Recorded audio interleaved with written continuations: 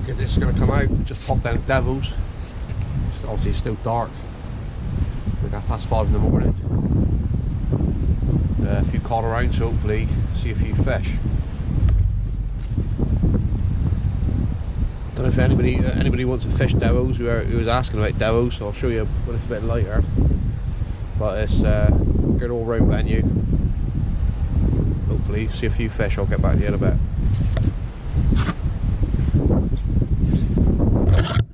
I'll just give you a quick rundown of gear I'm using.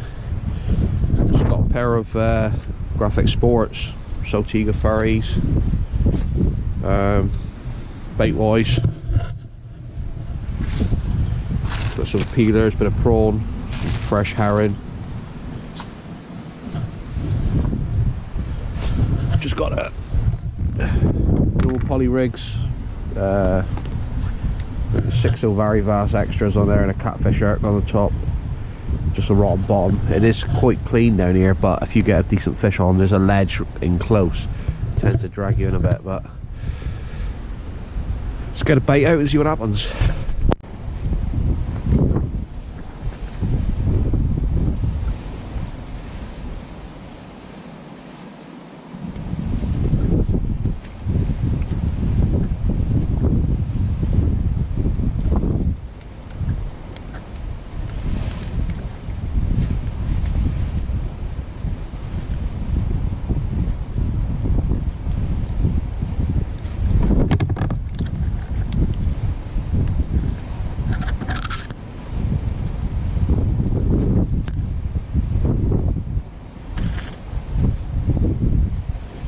There's a black looking squid bait. I've already prepared them before I come down, so I'll just add some fresh blacks, partly defrost some squid, bound them on and just put them back in the freezer.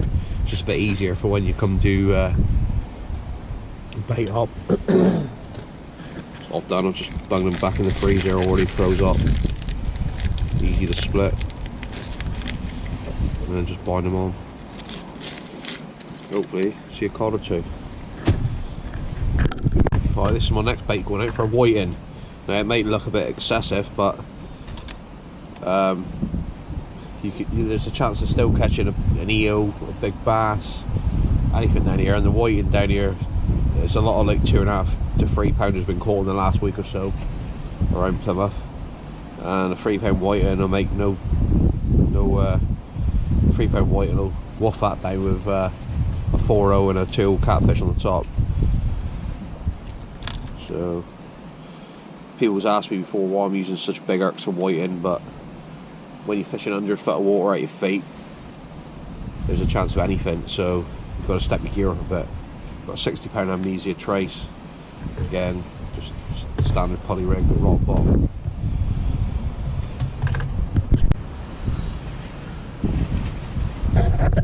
Right, a bit of crab. Sure, I'll do a crab bait up.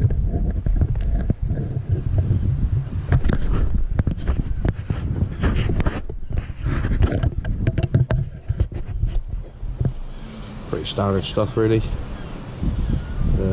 So I'll just cut some crab in half. Wedge them on.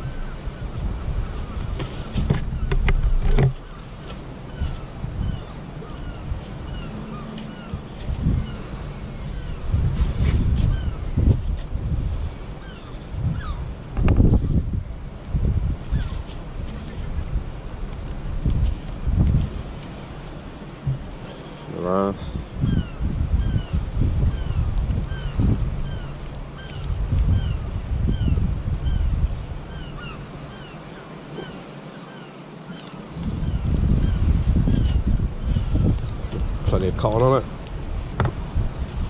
And top arc. Bring it down to the top of the bait. Wrap it around 2 or 3 times.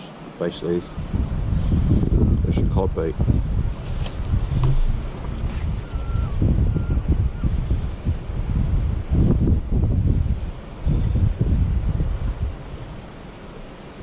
Ready to go.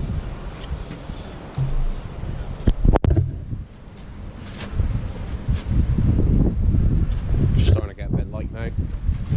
But this is a slab I'm fishing off. It's Devil's Point, famous for Big eels, bass, cod, British eel come off here. This is the Mighty Tamar. Obviously that's the Cornwall side. Don't know if you, I've done a video a couple of years back where I was fishing for thornbacks. That was in that marina there. I don't know if you could just make out the pontoons. Over there you got Mutton Cove. A lot of the dockyards you can't fish. Obviously from like where King Billy is at Hut, I don't know if you can just make it out. Riverside's pretty good. Straight opposite us there, it's Cremo, a bit snaggy, but chucks up some big bass at times, fornies. But it's pretty relatively clean on the bottom here. The odd snag gets washed down. But other than that, if you want to whack out, you can just walk up these steps here. You have to excuse the wind. But generally up here, you can wind one out, wind one up, and get it out there. And then that's looking out to sea. Breakwater in the distance.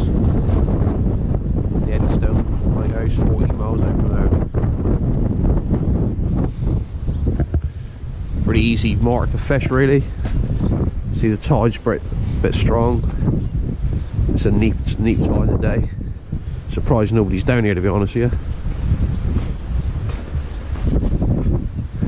Been a few cod caught, so hopefully we're lucky to see one or two. Get back to you. Quickly just show you the steps you got to go down if you need a gaffer fish, or a bit dodgy, but it's broken away a little bit now, but there is a set of steps to go down, and there they are. Not brilliant when you go down there for 40 to 50 pound eel, but there they are. So you can land a fish. It's a gaff already, just in case.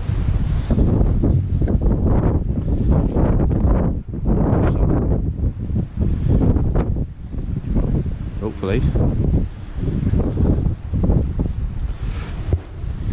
Yeah. Like 100 foot straight down in here, so you're fishing 800 foot of water at low tide. Just started to flood now, so hopefully see a fish or two.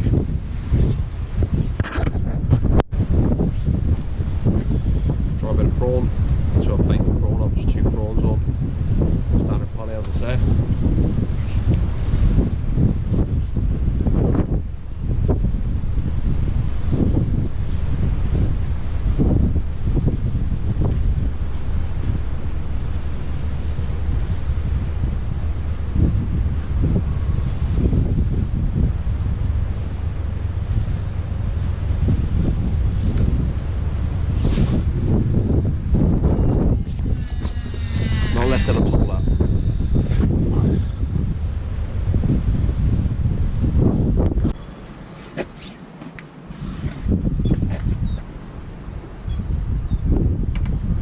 Coming through now. I haven't videoing them all, obviously they're only small, but see it's taking a prawn, and that's a, I think it's a 6.0 back VMO, and look at the size of the fish, look.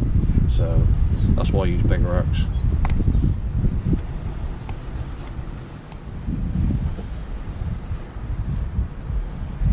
Say a lot of people use tiny little hooks for whiting,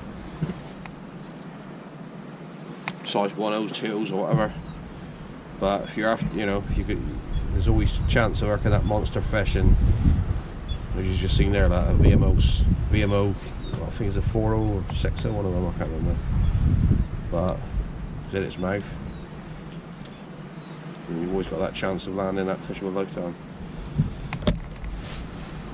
Right, on to the next.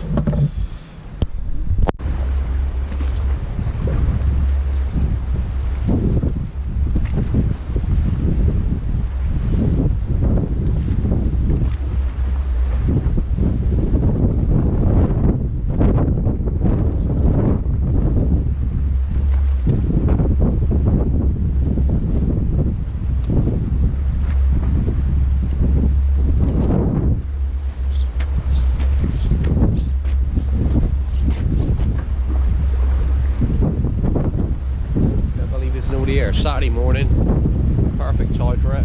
Fishing the river. Nobody here, must be saving themselves to the night, that's all I can say.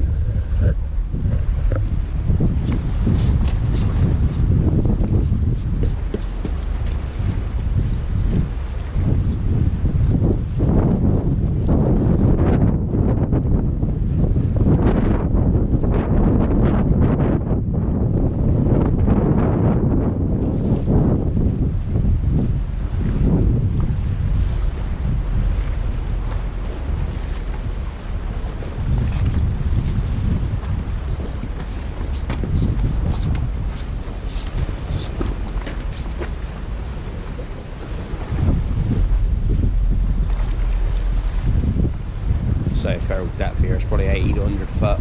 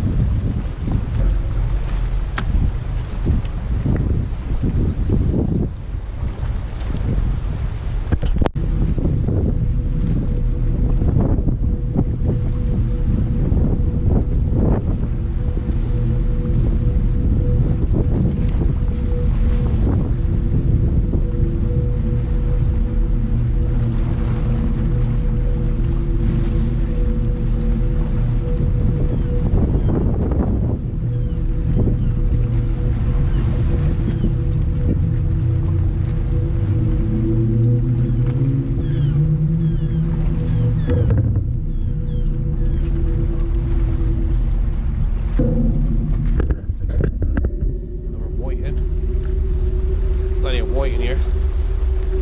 I say, a bad size whiting, but absolutely nailed like a 4-0. So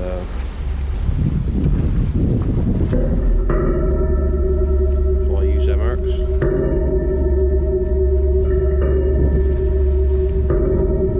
And literally every cast of whiting, I'm not going to record or fin this. Hopefully I've never caught or something, but say they're absolutely, everything is absolutely nuller in this fish baits or the lug or anything. It's just so many fish in the river at the minute. Alright, let's get him back. Baits ain't got a chance out there. So many whiting out there at the minute. Everything you put in is absolutely getting absolutely mullered every time you cast out.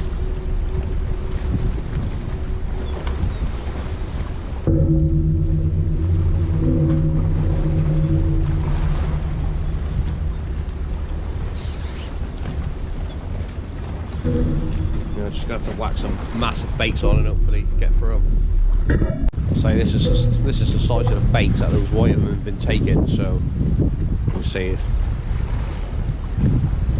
Yeah, they're woofing it now.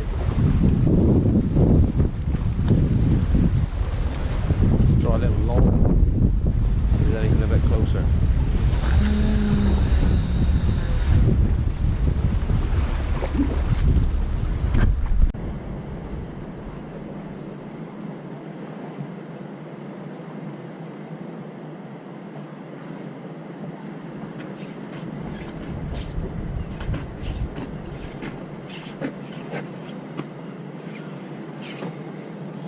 See the bait in his trap, but it's just ridiculous.